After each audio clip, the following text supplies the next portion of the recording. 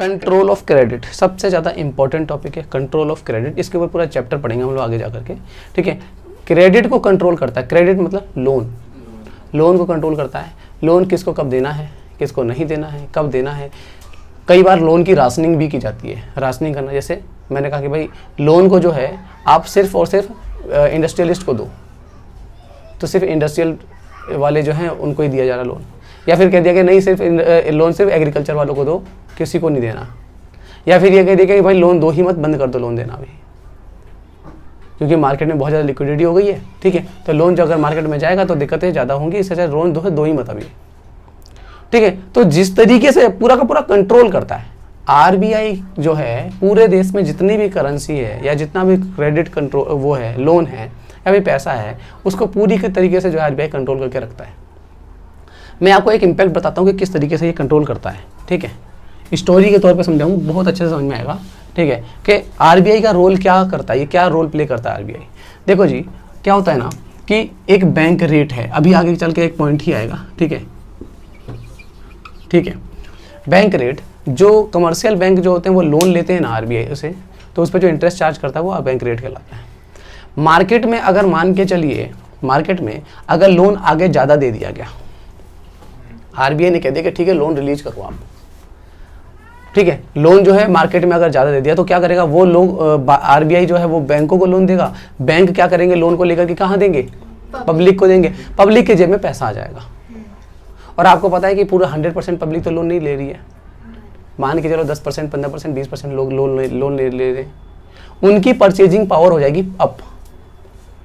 जो वो लोग पहले 10,000 रुपये खर्च कर रहे थे वो 10-20,000 रुपये खर्च करने लग जाएंगे। ऑब्वियसली बात है, जिसके जेब में पैसा होता है वो थोड़ा खर्चा ज़्यादा ही करता है, समझ में आई बात। तो खर्चा ज़्यादा करता है, और खर्चा ज़्यादा होने का एक सीधा सीधा लिंक ये है कि वो डिमांड ज़्यादा कर रहा है। ऑब्वियसली बात है ना। जैसे मैंने कहा कि भाई आपके पास पहले 10 रुपये जेब में थे तो आप सिर्फ ब्रेड एक पैकेट खाते थे, ठीक है, आप एक पैकेट की डिमांड करते थे, बाकी 3 टाइम कुछ और खाते थे।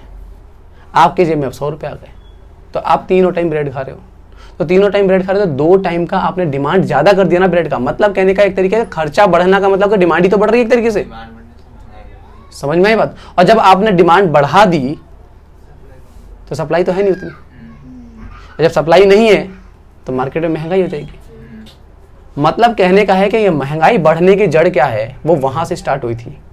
आरबीआई ने लोन देना शुरू किया, और अगर लोन देना शुरू किया तो हर व्यक्ति तो लोन नहीं ले रहा है, कुछ गिने चुने लोगों के पास, और कुछ गिने चुने लोग जो है क्या कर रहे हैं, वो डिमांड को बढ़ा रहे हैं। मार्केट में डिमांड जनरेट हो रही है, डिमांड तो जनरेट हो रही है, पर आपके देश के पास रिसोर्सेज उतने ही हैं जितने पहले थे।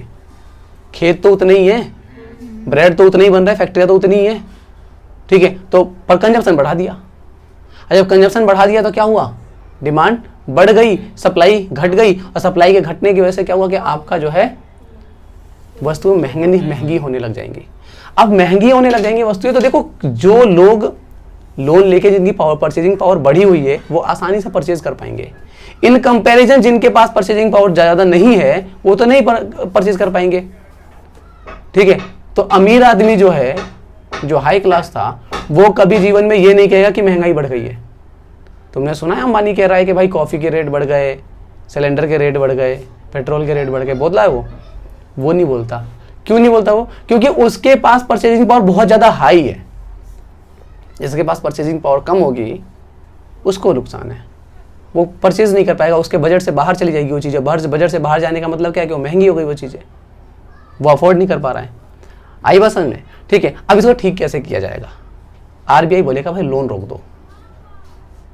आरबीआई क्या करेगा? लोन रुकवाएगा। लोन रोकने के बहुत सारे तरीके अभी मैं बताऊंगा, ठीक है। तो लोन रोक दिया जाएगा। जैसे ही लोन रोकेगा तो बैंक जो है लोन देना बंद कर देगा। जैसे ही बैंक लोन देना बंद कर देगा तो मार्केट में जो एक्सेस लिक्विडिटी बढ़ गई थी, एक्सेस मनी, पैसा जो ज़्यादा मार्केट में चला गया था, वो सोक होने लग जाएगा।